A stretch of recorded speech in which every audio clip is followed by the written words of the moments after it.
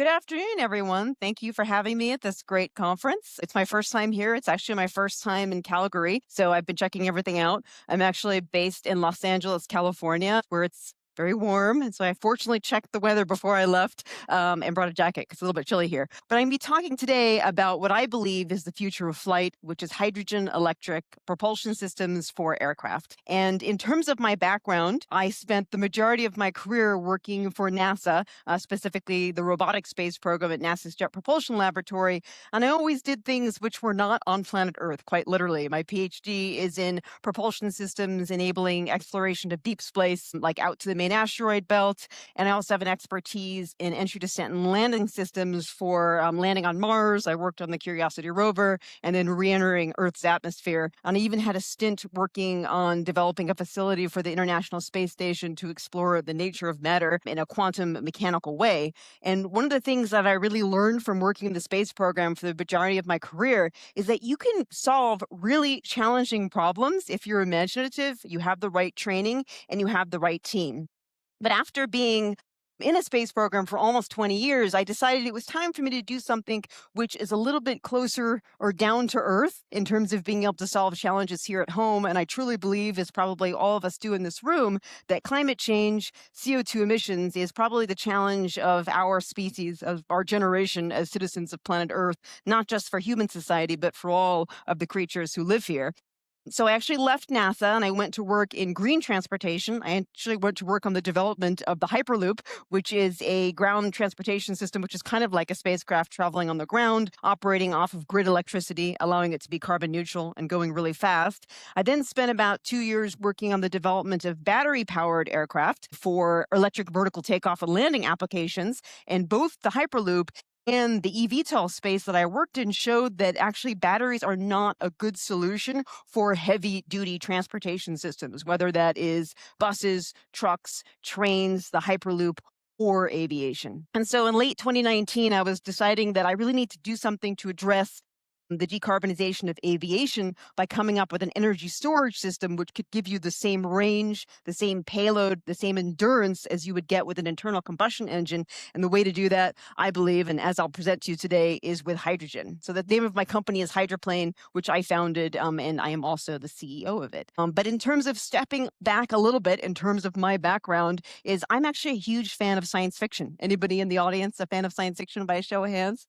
Okay, a decent amount. Usually that's the case at energy conferences and aerospace conferences. And ever since I was the age of 6, I would watch Star Trek, actually with my dad, original series reruns, as well as Next Generation, which was coming out in the 1980s. And I've always been fascinated by the ability to explore space, the ability to potentially find, alien civilizations within our galaxy. And obviously that's where Star Trek comes in. And what I think is so amazing is that the engineer actually can make science fiction science fact. So with the discipline training of science and math, applying it to technology, you can literally build the future that you imagine and how you want it to be, which is very much in line with kind of like the Star Trek mentality. And this, of course, is a genre of science fiction which is known as utopian science fiction. But of course, science fiction fan knows there's also dystopian science fiction, which is a very different universe, a very different world from the world of Star Trek. And an example here, of course, by this graphic is from Blade Runner 2049. I actually like the original Blade Runner better, but still, it was a good movie, regardless, 2049. And what happened, of course, in this vision of the future is climate change has run amok, and the city of Los Angeles has been ravaged by poor air quality. Pretty much all life forms other than human beings are no longer in existence. And what we can see is that we have to think about the environmental cost. And so all of us in this room are disruptors in our own sectors, and it's our responsibility as well as an opportunity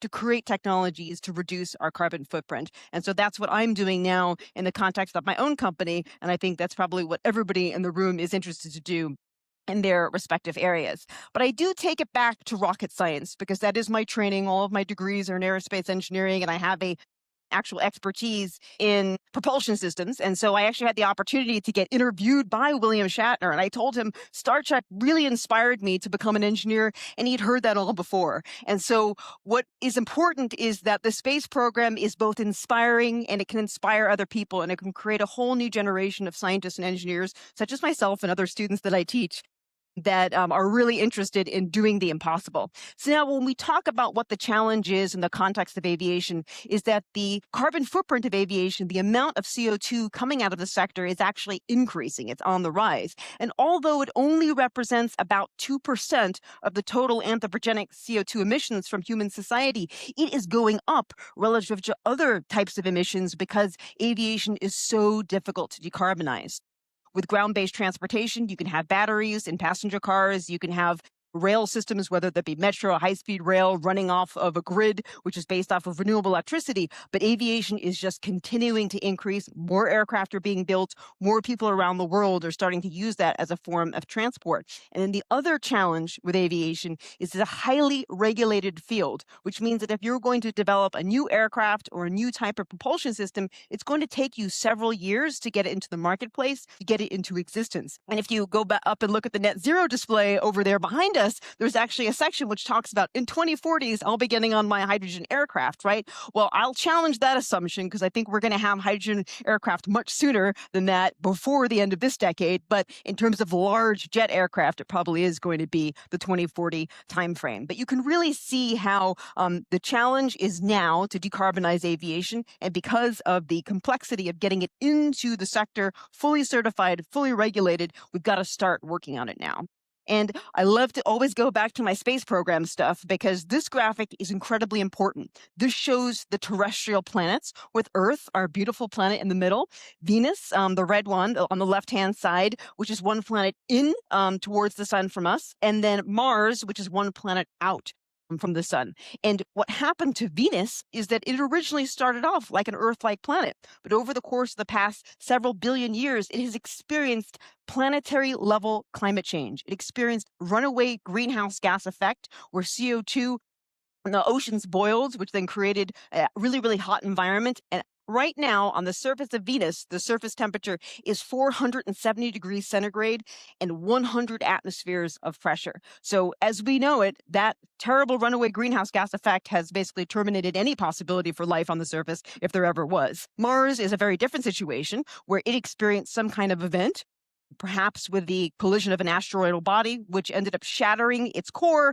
which then disrupted its magnetic field, which then allowed in-space radiation to rip off its atmosphere. And Mars is very cold, has very thin atmosphere of primarily CO2. So we can see with our own terrestrial neighboring planets that climate change can affect a planet at that level, to the point where all life, or the potential for life, can be destroyed. So it is a really important thing that we need to deal with going forward. But when we talk about how do we decarbonize aviation, we need to shift over to electric propulsion. Just like we have electric vehicles with our cars, we can have electric airplanes. But unfortunately, because aircraft are really sensitive to weight, it can't be with batteries because batteries are too heavy. But it can be with hydrogen electric propulsion, which utilizes hydrogen fuel cell technology. So in addition to being carbon emission free, a fuel cell only puts out water, it also has the ability to be much lower noise. Those of you in the room who drive an electric car know that it makes very little noise compared to the combustion engine equivalent system. And it has the ability to have significantly lower maintenance costs because you no longer have oil changes. You no longer have these wear and failure degradation modes, which are associated with the combustion process. And when that translates economically to an aircraft owner and operator, lower maintenance costs means lower operations costs. And it also has the potential to give you lower fuel costs, because if the price of hydrogen is driven by the price of electricity, now all of a sudden you have significantly lower fuel costs. So hydrogen electric aviation is actually an economic win-win, in addition to being carbon emission free. So I wanted you to take that away and understand it.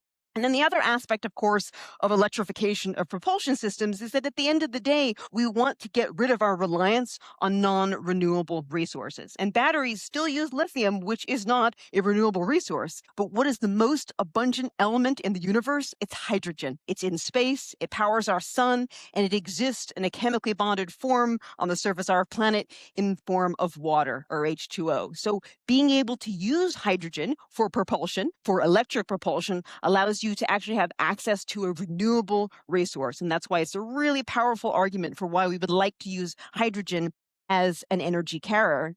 And how do you make hydrogen?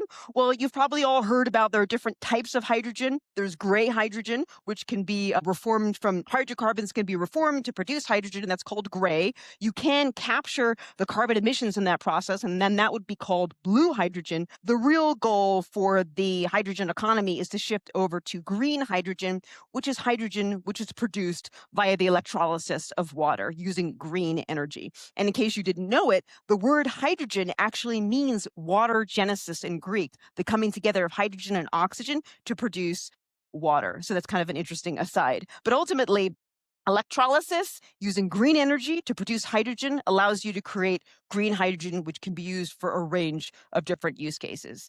But if I talk a little bit about the engineering or the science behind why green hydrogen is so advantageous as a fuel, the reason is because of its energy density.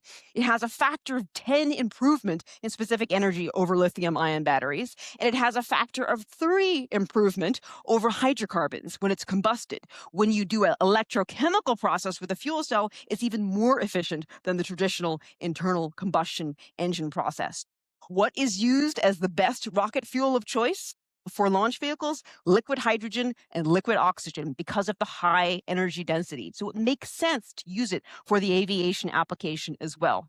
The other benefit, of course, is that you can produce it from renewable electricity and you can produce it locally, which takes away any limitations you might have by having access to oil coming from a foreign country. So locally produced and therefore locally used, which also further reduces the carbon footprint of transporting the molecule from point A to point B. So many advantages in addition to being carbon emission free. And in terms of how the hydrogen fuel cell technology actually works, it's a pretty simple passive low temperature or room temperature system. So you bring in hydrogen gas, which is an H2 molecule. It enters the anode where it sees a catalyst, which is a reactive material, which makes the hydrogen gas split up into electrons and hydrogen ions. The electrons that are released is your source of electricity. The ions pass through something called a polymer membrane, the type of fuel cell that we're dealing with, and then they recombine with oxygen from the air on the other side to produce the exhaust product, which is water. It is an incredibly elegant,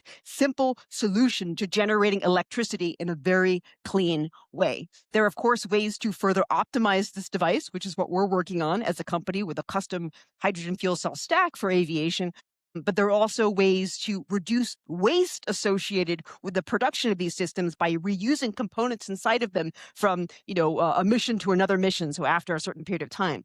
Because it's a low temperature device, it likely will have a longer time between overhaul, which means that you can use your existing power plant for longer than you would for an internal combustion engine system, which also reduces waste from a HYSKY replacement perspective. So in terms of what we're doing as a company, is we're developing a hydrogen fuel cell power plant for aviation. But one of the things that the space program taught me is that you don't go off and land the world's most sophisticated rover on the surface of Mars without having ever done it before. You actually work up in your capability in terms of mass, in terms of complexity, so that you can get to better and better missions downstream. So for reference, the space program, the Mars exploration program has been going on since the 1970s, but we've been able to perfect our landing techniques over the course of time by doing this incremental approach to get us to where we are today, which is landing really big payloads and ultimately people next. So you can do the same thing with aviation. So if you start with smaller aircraft and get those into production, get those into use, you can actually get the technology into the marketplace. You can drive demand, another end use for hydrogen, which drives more green electricity production. And you can get people flying for a range of use cases, which can include things like general aviation, flight training, vertical lift, urban air mobility, air taxis, cargo transport, and even low-capacity regional transport. And our company is actually funded by the United States Air Force as part of the Agility Prime program, because there's a whole range of use cases in the humanitarian aid disaster relief front, which already use smaller platforms. So you don't have to solve the jet aircraft problem first. You can solve all these other aviation use cases first and use that to advance the technology into these larger platforms in future. So who is our team? So so we are a team of several of us are rocket scientists. We work for NASA on the development of launch vehicles. We work for Boeing on launch vehicles. We work for Blue Origin. We work for SpaceX. But we also worked on electric aviation at Boeing. And we also work in a variety of different electric vehicle automotive companies, because it really does take that combining of skill sets across these different sectors to be able to bring about this new product, this new technology into the aviation marketplace. And we're also have a company who have tons and tons of interns. So this is a huge opportunity for universities to have a whole new training program in the area of hydrogen electric propulsion systems, which is chemical engineers, material scientists, mechanical engineers, aerospace engineers, electrical engineers. It's kind of exciting how this is a tremendous opportunity across the board when you think about this new space. And our product is a 200 kilowatt power plant, which can fit inside existing single engine aircraft. That's our first implementation. And so our design requirement, of course, per the talk on the very first day of the conference, is that you have to match the utility and you have to match the cost of the incumbent, which is what we do. So our system as designed provides the same endurance, provides the same payload capacity, and fits within the limitations of a suite of aircraft that are at this 200 kilowatt power point. And that way we can promote adoption. That way we can get the product into the marketplace, and that way we can get people flying emission free. And the real challenge behind hydrogen propulsion is how you store the hydrogen, because naturally it's standard temperature and pressure. It is a low density gas. So you have to either store it as a high pressure gas, which is how it's done for the automotive application. I actually drive a hydrogen fuel cell car myself because we have hydrogen infrastructure in California, or it has to be stored in liquid form for the aviation application to give you the range and the payload that you're looking for. And just to go a little bit deeper into how one optimizes this technology, we're a company of engineers, so we're always looking for sensitivities in the system. And whenever you're designing a new power plant for any transportation use case, you have to look at the combination of cost, unit cost, cost of ownership, the combination of weight, how do I make this thing weigh as little as possible, which maximizes payload capacity, and then durability. And durability is key to the aviation use case because nothing requires higher reliability and safety than an aircraft does. So you have to focus on design for durability, which leads to reliability, leads actually to a reduction in weight because you're operating more efficiently, which also can lead to a reduction in cost because you're operating more efficiently at the end of the day. And so we do that through a suite of new technologies, from a new membrane to new catalyst material, as well as a light-weighted design of our stack and balance of plant components, which ultimately gives us better specific energy, electrochemical efficiency.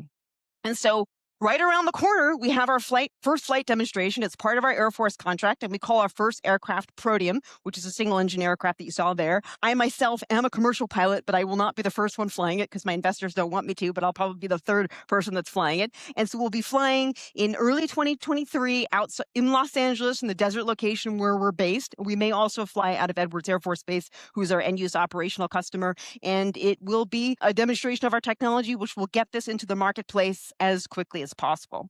And in terms of what the future holds, this is the first implementation. This is the crawling before walking, before running. But ultimately, we want to get this into rotorcraft platforms, which have tremendous use cases in humanitarian aid and disaster relief. We do want to get a different generation of the system into turboprop aircraft, which would require, we believe, a different membrane which can operate at slightly higher temperatures to allow it to be more energy efficient. Whether or not it can be used in jet aircraft is a trade that we will do downstream, but it's certainly not our near-term focus. But we do also have a space program focus, which is robotic space exploration. And for those of you who don't know, hydrogen fuel cells, the PEM technology, was actually developed for the Apollo program and the Space Shuttle program. So it does have heritage at that point. So we'd like to get this into the human space exploration program at the end of the day. And I love to show a picture of Mars because, you know, that is what one of my main areas of research as an academic. I'm also a professor that I work on.